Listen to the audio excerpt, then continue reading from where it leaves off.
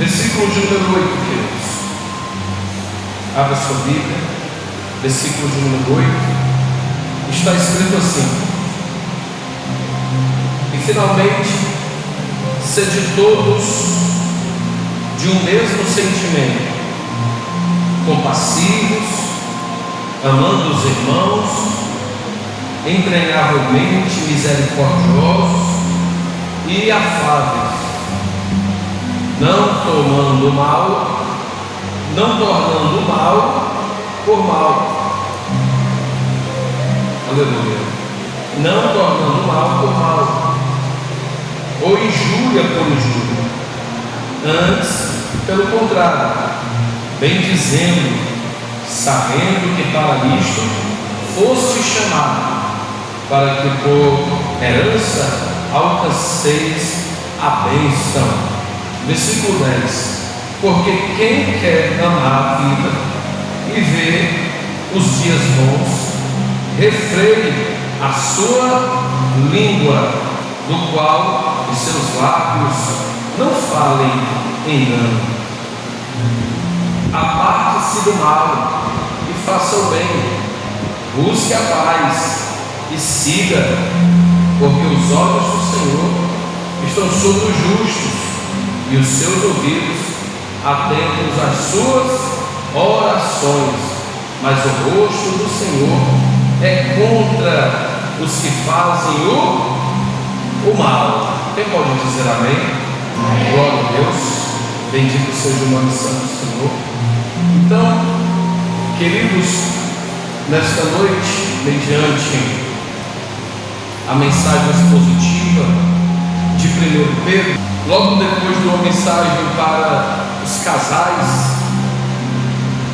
Pedro aqui ele faz uso da palavra de Deus e de um ensinamento muito glorioso que nós encontramos nos ensinamentos de Jesus e, consequentemente, nos ensinamentos dos apóstolos. Haja vista que tudo aquilo que os apóstolos pregavam, ensinavam, e inclusive a doutrina, da sã doutrina para a igreja, teve base em tudo aquilo que Jesus falou. Toda doutrina, seja ela do que for, a doutrina fala para a igreja, ela encontrou base nos ensinamentos de Jesus Cristo, o nosso Senhor, até para que venhamos ter a consciência que a igreja, louvado seja Deus, ela está firmada em Cristo Jesus, e diz a palavra do Senhor, aleluia, que conhecereis a verdade. A gente sabe que a verdade, ela não é letras, apenas letras. Quando ele fala ali da verdade, no capítulo de número 8 de João, a verdade é uma pessoa, e essa pessoa é Jesus Cristo. E conhecereis a verdade, e a verdade vos libertará. A verdade que Jesus ensinou, a verdade, louvado seja Deus, que nos liberta, aleluia, não se resume a letras apenas, louvado seja Deus, é mais abrangente. A verdade, aleluia, é uma pessoa que se chama Jesus. A palavra é uma pessoa que se chama Jesus. Em 1 João, no capítulo de número 1, ou melhor dizendo, no Evangelho de João, capítulo de número 1, ele vai dizer lá que a palavra, a verdade, louvado seja Deus, o Filho, aleluia, estava com o Pai. No princípio era Deus, no princípio era a palavra estava com Deus, e a palavra era Deus. E nós vemos que a manifestação do Verbo, a manifestação da palavra, recai exatamente sobre aquele que viria, louvado seja Deus, no ventre de Maria, e se tornaria e seria o Salvador de todo o mundo, querido. Do versículo 8 até o versículo 13, fala de um amor recíproco, fala de sermos recíprocos, agirmos de igual forma um para com os outros. Não é simplesmente ser amado, mas também amar. Não é simplesmente ser perdoado, mas também perdoar. Não é simplesmente ser ajudado, mas também ajudar. Isso é a reciprocidade do Evangelho de Cristo. Então, é tão interessante eu falar algo aqui para a vida dos nossos irmãos, que não podemos agir diferente disso. Se o amor é recíproco, o ódio também é recíproco. Mas eu quero dizer para você que não, o ódio não pode ser recíproco. Nós não podemos pagar os outros como eles nos tratam. Se alguém nos trata mal, nós não temos o direito de tratar as pessoas mal. Parece que é mais satisfatório, traz um tipo de orgulho, e orgulho não vem de Deus, irmãos. O orgulho não vem de Deus. Um tipo de orgulho que alguém falou com você de uma maneira mais áspera, você, para não passar por baixo, também é áspero com esta pessoa. Ou é ignorante, para você entender melhor, alguém ignorante com você, porque alguém foi assim, você também vai tratar essa pessoa assim. E o agir assim traz uma satisfação, irmão, para o nosso ego. Pode agradar você, mas não agrada a Deus. Jesus ensinou para nós: se lhe batem no rosto, o que foi que Jesus disse? Dê a outra face. Se chegar até essa situação de você precisar dar a face, a outra face para outra pessoa bater, você simplesmente está vivendo aquilo que Jesus viveu. Então nós não podemos nem colocar isso aqui de fora da conduta cristã, porque pense em uma coisa feia, eu já vi isso, é crente brigando no meio da rua. Eu não sei se você já viu, eu já vi, e é uma coisa horrível. Crente partindo para cima, indo para os fatos finais e se esbofetear com o outro. Irmãs arrancarem, mulheres arrancarem os cabelos umas das outras no meio da rua. Então isso não é bom aos olhos do Senhor e nem aos olhos das pessoas que nos veem. Então, se o dar a outra face literalmente chegar a essas vias de fato, e você tiver fé para fazer isso, ou humildade para fazer isso, você vai estar seguindo os passos daquele que ele chamou, porque ele passou isso de forma totalmente literal. Todavia, ele também falou de uma forma figurada, que se alguém lhe aflige, que se alguém lhe fala contra você, lhe caluniia, se alguém usa de palavras pesadas contra a sua vida, o que é virar a outra face? Não responda nada.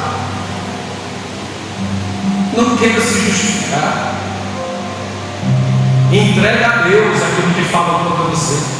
Entrega a Deus aquilo que fala contra mim. E é Deus que vai prestar conta para essas pessoas. Isso é virar a outra face. Quando você fica discutindo, quando você fica rebatendo, você, minha irmã, você, meu irmão, não está virando a outra face. E quem pratica ou quem age assim dessa forma é crente carnal, irmão. O crente espiritual não discute. Esse negócio, irmão, esse negócio de dizer que se mexer comigo vai levar, se mexer comigo vai levar de volta, isso não é coisa de crente espiritual, não, é coisa de crente carnal. O que Jesus ensinou disse: não pague o mal com o mal. O que Jesus ensinou? Pague o mal com o bem. No versículo de número 9, ele está dizendo assim: não tornando mal por mal, não pagando mal com mal. O versículo 9 continua dizendo: injúria por injúria, sabendo que para isso fosse chamado, para que por herança alcanceis a bênção. Então, olha esse ensinamento que os crentes precisam observar na sua vida, porque, queridos, enquanto nós estivermos aqui nesta terra, nós vamos passar por todo tipo de situação, e se não procurarmos colocar em prática aquilo que nós ouvimos, aprendemos da palavra de Deus, é porque na verdade nós ainda não aprendemos, ou ainda não fomos libertos pela palavra de Deus. No mundo nós vamos ter a oportunidade de agir como a Bíblia nos ensina que devemos agir. Se fizeram mal contra você, faz o bem. Se estão me perseguindo, fazendo seus inimigos, orem. A Bíblia diz: orem pelos seus inimigos. É aqui que o salmista, ele diz: eu escondi, lá no Salmo 119, versículo de número 11: escondi, eu guardei a tua palavra no meu coração, para não pecar contra ti. A palavra guardada no coração precisa gerar em mim, irmão, prática de vida e de obediência aonde nós estamos. No versículo de número 10, ele continua dizendo que, porque quem quer amar a vida e ver os dias bons, olha isso aqui, e ver os dias bons, refreie a sua língua. Você lembra de uma palavra que eu falei aqui algumas quartas-feiras atrás? Quando você está sozinho, tenha cuidado com a sua mente. Quando você está ausente de pessoas de todos os lados, cuidado com aquilo que você pensa. Tenha muito cuidado, ore, louve e repreenda os pensamentos que chegam na sua mente quando você está sozinho. Mas quando você está cercado por pessoas, quando você está com pessoas, algo que você tem que ter cuidado é com a língua.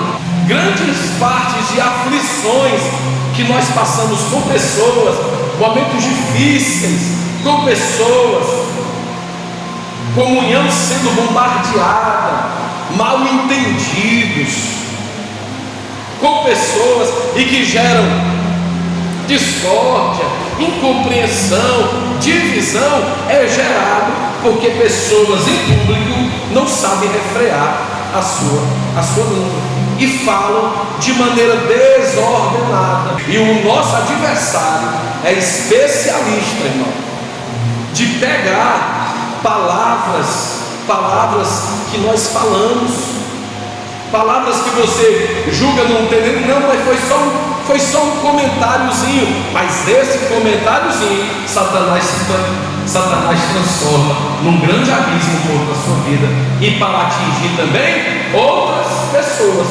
A melhor opção na presença de pessoas, querido, é não dar lugar à língua. Não entregue a sua boca para o inimigo, porque ele vai usar a sua boca para ferir você e para ferir o seu irmão. Ele vai usar a sua boca, ele vai usar a nossa boca, se nós não vigiarmos, para tocar em alguém. Queridos, e deixa eu dar um conselho como pastor aqui. Se alguém traz para você uma conversa de outra pessoa, não seja tola, não seja tolo. Essa mesma pessoa vai levar a sua conversa para essas outras pessoas. E aí a discórdia, a confusão, a contenda. E a Bíblia diz que aonde há confusão, aonde há contenda, Deus não habita. Então, se nós queremos, como ele aconselha aqui, ter, aleluia, na nossa vida, com glória a Deus, dias bons, em outras palavras, vivermos bem, aleluia, com nós mesmos e com os nossos irmãos, e assim, consequentemente, estar bem com Deus, refreie a sua língua. Pois, aí ele continua falando aí no versículo 10: refreie a sua língua do mal, e os teus lábios não falem engano, nos seus lábios não falem mentiras. Queridos, nós sempre temos falado aqui, eu repito, de uma fonte não pode sair uma água boa e uma água amarga. É impossível. Quando alguém vai cavar um poço profundo e a água que jorra ali é a água que vai continuar jorrando. Se a água for amarga, se a água for tiver um sabor ruim, queridos, ela vai continuar dando esse sabor ruim. Se a água for boa, a fonte vai continuar dando essa água boa. Então, o crente não pode jorrar duas águas. O crente não pode uma hora falar a palavra de Deus e quando fechar a palavra de Deus, simplesmente, irmão, falar engano, mentiras. Deixemos que o Espírito Santo de Deus trabalhe dentro do nosso ser.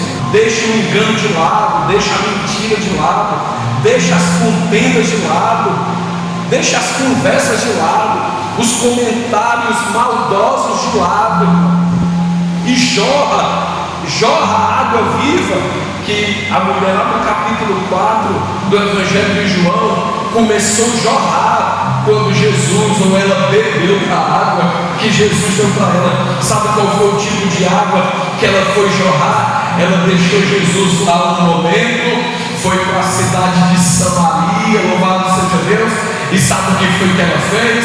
Ela evangelizou Samaria inteira e trouxe toda a cidade, os homens, as mulheres, os jovens e as crianças, com essa pregação aqui: eu conheci um profeta de Deus. Aleluia. A parte do mal, versículo 11: e façam bem, busque a paz e siga. Todo esse ensinamento aqui, irmão, é referente a pessoas, não é você com Deus, não.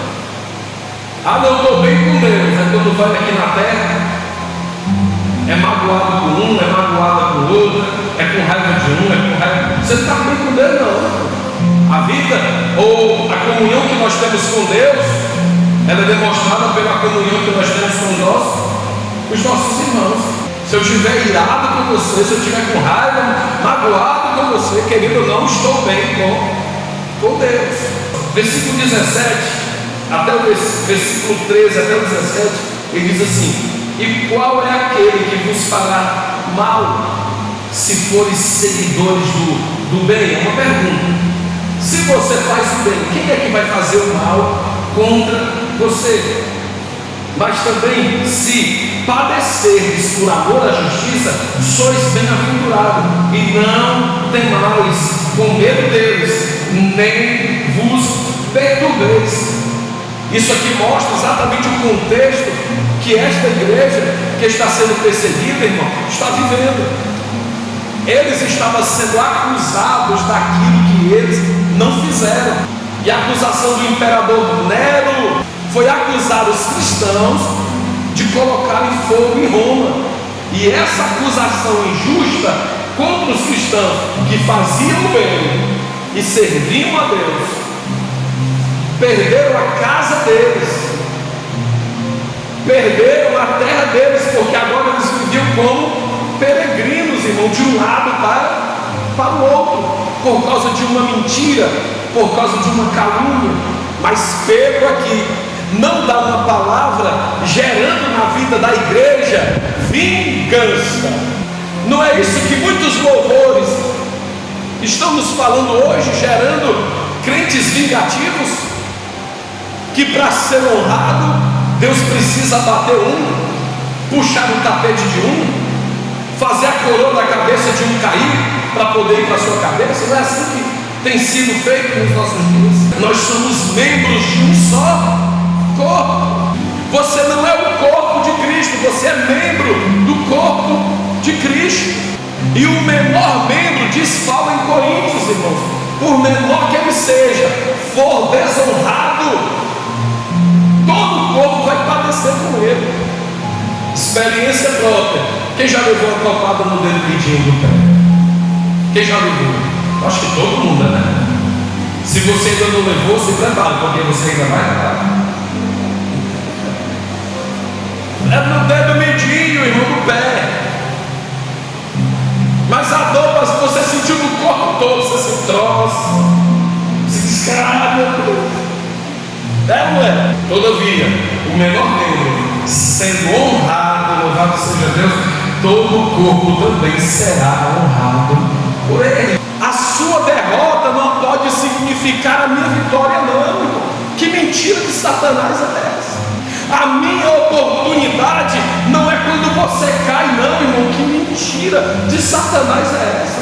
Que Deus tenha misericórdia de nós, louvado seja Deus, porque para muitos é mais fácil chorar com você do que sorrir com você. A tua vitória, louvado seja Deus, é a minha vitória. A sua alegria vai me fazer estar alegre com a sua alegria, louvado seja Deus. As suas conquistas vai me trazer satisfação, porque esse é o Deus que nós servimos. Ele faz muito mais daquilo que nós pensamos ou imaginamos. E a alegria de um é a alegria do outro, e a tristeza de um também é a tristeza do outro, porque a Bíblia diz: chorai com os que, e se alegrai com os que se alegram, irmão. É assim, não pode ser o contrário, irmãos. Versículo 15: santificai ao Senhor Deus em vossos corações. Estais sempre preparado a responder com mansidão e temor a qualquer que vos pedir razão da esperança que há em nós, tendo uma boa consciência para que daquilo que falam mal de vós, como de malfeitores, fiquem confundidos os que blasfemam da vossa boa conduta em Cristo. Porque, olha que ensinamento glorioso, porque melhor é que padeçais fazendo bem, se é a vontade de Deus. Se é a vontade de Deus, assim o quer. O que fazendo, do que fazendo o mal. Eu estou sendo caluniado, estão se levantando, me acusando, mas você é inocente. Você é bem-aventurado, porque é muito melhor sofrer fazendo bem do que sofrer fazendo mal. Sim ou não? É a Bíblia, irmão, é a Bíblia que está nos dizendo isso. É a palavra de Deus que está nos dizendo isso, amados. Deus, aleluia, louvado seja Deus, em sua palavra nos exorta, louvado seja o nome do Senhor, ou nos consola, dizendo: sois bem-aventurados e não tem mais com medo deles, nem vos turbeis. Seja bem-aventurado. Se veio a acusação, não corre para denunciar, não. Se veio uma calúnia, não corre para processar, não. Se veio a difamação contra a sua vida, não corre para as leis dos homens lhe amparar, não, querido. O que nos ampara é Deus.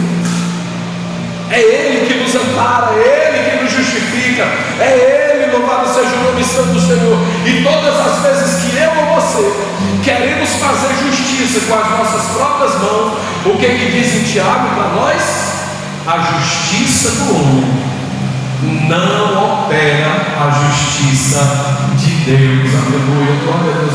A justiça do homem não vai te trazer paz, a justiça do homem não vai te trazer alegria, vai trazer uma alegria momentânea, passageira, mas daqui a pouco a consciência vai pesar lá. Mas quando é Deus que faz justiça por nós nós teremos paz, aleluia, não estaremos com consciência pesada, porque é Deus que nos justifica. Aqui vem aquela bela resposta para as pessoas que perguntam: por que é difícil ser crente?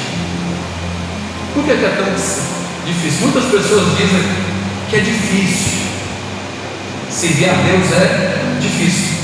Aqui está a resposta nos próximos versículos. Versículo 18: porque também Cristo padeceu uma vez pelos pecados, o justo pelos injustos, para levar-nos a Deus, mortificado na carne, mas vivificado no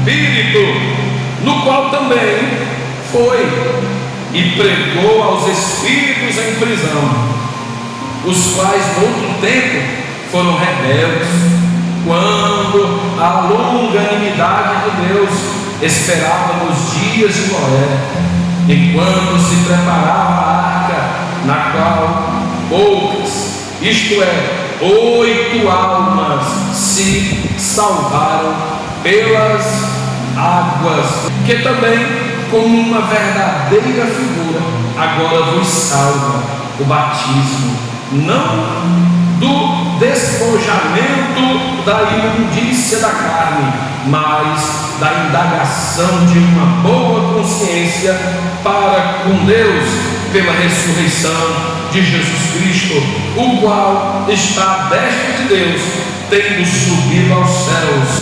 havendo-se sujeitado os anjos, as autoridades e as potências na terra. O único homem justo que apareceu sem pecado, fiel a Deus, foi Jesus. Agora veja por quem que ele morreu. Um justo morreu por injusto, se sacrificou por quem não merecia. Aí nós, que fazemos parte desses injustos, que fomos alcançados pelo sacrifício de um justo, não merecendo, fomos salvos.